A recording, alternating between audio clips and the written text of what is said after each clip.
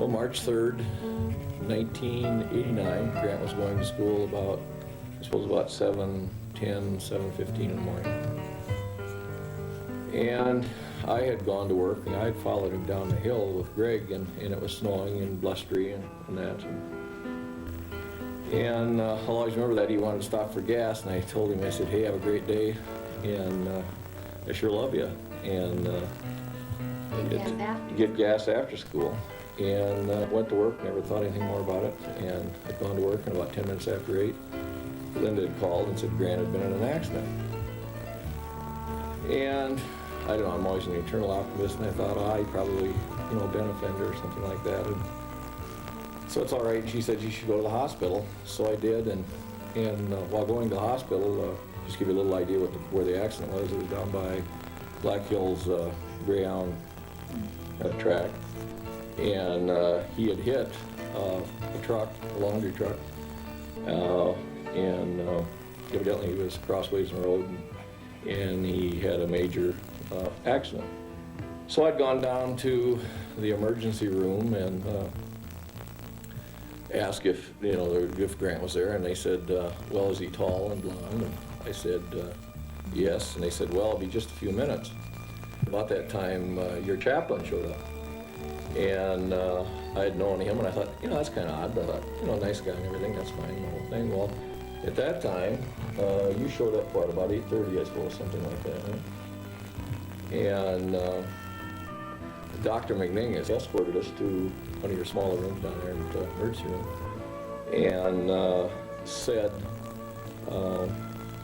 that Grant had probably a 10% chance to live, and if he would make the next 72 hours, it would be very fortunate.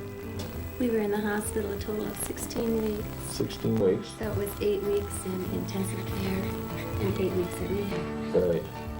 And I guess some of my impressions, and I want to talk about Grant, and he kept improving. He was, just to give you a little bit of idea, he was totally unconscious 3 weeks. His right side did not move for 9.5 weeks. And I tell you, we were very, very fortunate. I think we're fortunate with the fine medical staff. We're a firm believer in prayer, and also a strong family. After a month and a half, something like that, when Grant's leg first moved, like I said, it was 9.5 weeks for the first movement. I can still remember when his leg first moved. And we went from the first leg moving, where we would put him in a wheelchair, wheel him over to the Eye Institute with the great big mirror glasses in the evening, and then also on the weekends. And the first time we were over there, we probably held him up, I think for a week. Linda probably slid his foot back and forth for a week, 2 weeks, something like that. And but every day was an improvement. It's sort of interesting. I don't feel we ever lost track or touch with Grant. It's interesting. I don't think there was ever a day in the hospital I didn't see some type of improvement. And you take every little day in the hospital, and every improvement's a big event. It's hard to talk about, but it was good. We started from the very beginning, all the way from licking his lips to starting school, where he's reading the math skills are coming back. Well, in fact, they're probably all the way back. And physically, he's a lot stronger, and so we're just still in the process of growing. But I just can't thank the hospital staff enough, or the support people, because it's a total commitment, and we made a total commitment for 4.5 months in the hospital, and we still made a total commitment that they said it'd be from a year to 3 years before Grant got back 100%, and we still feel he'll get back to that point. Everything that he did was exciting to us. When he opened his eyes, that was exciting.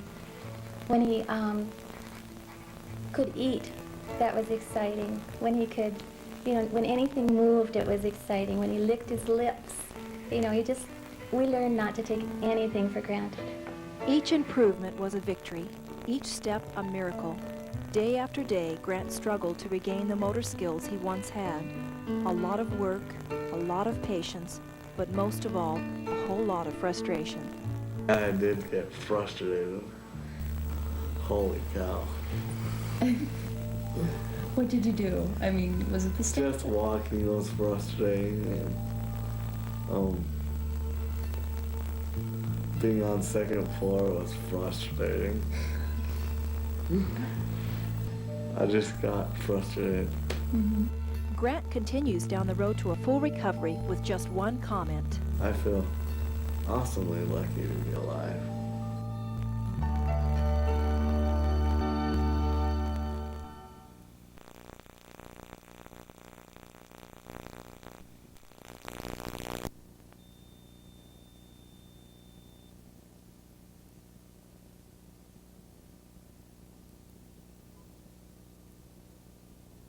Imagine that you're attending high school. You have the same worries that a kid that age would, grade point average, who you're going to ask to the dance on Friday night, you know, that kind of thing. But then your plans get cut short. You're involved in a terrible accident that has left you with a 10% chance of survival. And if you do survive, doctors say that you'll never be able to walk again. And that's what happened to this young man. In March of 1989, 15-year-old Grant Nelson was driving during a fierce winter storm when he hit a hospital laundry truck. So I was thrown out of the vehicle into a snowbank. Nobody could touch me because the ambulance hadn't arrived yet. So they just put a coat over me, and they just laid a coat there, and that's all they could do. Without breaking one single bone in his body, Grant survived, but barely. They said a wheelchair would be the best they could do. You proved that wrong. Yes, I did. Yes, I did. After a 16-week hospital stay, Grant moved on with his life. He got back on his feet, literally, and then he married. He's been at Walmart for 8.5 years now and starting out as a cashier, and believe it or not, his luck was actually pushed to the limit again. Just this year, Grant broke his back when he fell off his riding lawnmower, and it flipped and landed on top of him. You don't do anything halfway, do you? No. I got thrown out of the vehicle, and then I got a lawnmower wreck. I mean, And not many lawnmower wrecks happen. And you were driving both times, weren't you? yeah, I was. You might want to consider calling a cab from now on. I'm always curious as to what it is that gets these kinds of people through life. What is it that keeps them so positive? And, well, Grant's philosophy seems simple enough. I consider myself 110% positive, and you know, the negatives are, if there is any, I don't want to deal with them. In fact, that enthusiasm that we're talking about can literally be heard at any place inside of the building. Listen for it next time you're in. Grant definitely has touched many lives. Maybe yours will be next. Bobby Marqueso, News Center 1. Did you get that? Nah, do it again. You didn't get that? Better have gotten that.